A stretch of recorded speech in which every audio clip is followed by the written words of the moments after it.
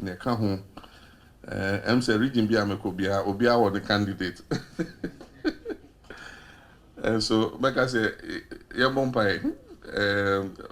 It appears every region I go, everyone has a vice presidential candidate for me. I said in Bono region that the NDC constitution has stipulated how a running mate should be selected. And the Council of Elders, and the deity boom. Na ya share lister and confer a sefata se ye ni perfume. And ya share sa list na I cannot take that decision alone. I have to do that with the Functional Executive Committee and the Council of Elders, and then go through the list of people who are qualified to be running mates. Then we select one. We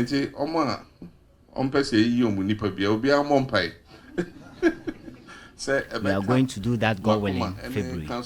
So all those who want their preferred persons to be selected should pray that our hearts will be touched to select that person.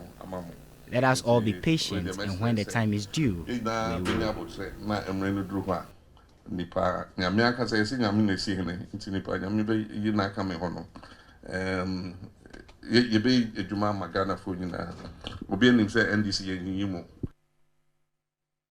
All right, so let's stay on this subject, and we are joined on Zoom by Dr. Kwame Asasante, who is a lecturer, Political Science Department, University of Ghana, to interrogate deeper, really, what should the considerations be for the former president or the NDC flag bearer in selecting his running mate. Doc, good evening. Thank you for your time. Good evening. And my first question would be that if the former president is to select, what are the criteria he needs to strongly consider in, arriving at the best person to partner him for 2024? I think first and foremost, you need somebody who is competent. Because when we are talking about politics, we are talking about results. So we want somebody who is competent enough to step into the shoe of the president if the president cannot continue. So competence is one. You're talking about what? Because you are talking about what? The game of what? The game is a game of numbers. You need somebody who can pull the crowd. I'm talking about somebody who is popular. And popularity must transcend your ethnic group into various groups and the rest of them. So popularity is critical. And apart from that, you want somebody with little or no baggage. But I admit that as humans, we are all fallible and we have baggage here and there, but you want somebody with a very less baggage so that it doesn't become the raw materials for opposition to depend on and then throw them out in the form of campaign. When it happens like that, you realize that the party will not be able to do effective campaign. All that they have to do is to respond to the attacks that are being launched on that individual. So you want somebody with less baggage.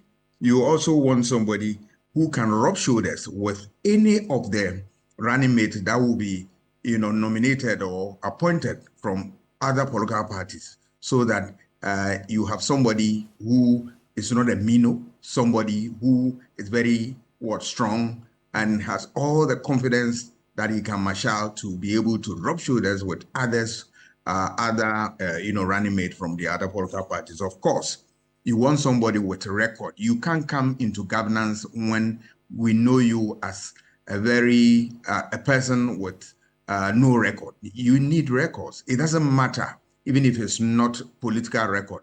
It should be anything, but you must come on board with certain record so as to let people know that you have something to show and that you are going to build on and support your flag bearer to lead the party. Right. You mentioned, interestingly, your first item on your list will be competence. How would the party measure competence? Should this be competence you must have had in political circles or probably competence in other fields? Hello, Doc. Yes, I miss you for a while. Briefly, yeah. So I'm asking that you mentioned the subject of competence. And I'm asking that should this be competence in the field of politics that you've been seen actively or busily doing something within the political space, or competence as in whether in business or commerce, whichever way, is also counts?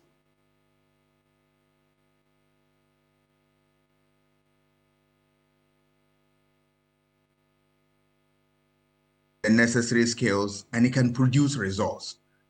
Here I'm talking about that type of competence. It can come from anywhere. Remember that you don't need people with political background to be in politics. No, you need human beings who are properly in tune with the problems of society, and they have what it takes to deal with the society problem head on. Right. So my last question, we know that the NPP has clearly given an indication that they are going to be choosing their running mate from the Ashanti region. On the regional scale, where do you think the NDC should be looking at? Because, like you indicated, it does count, especially if the person can pool enough numbers for the ticket.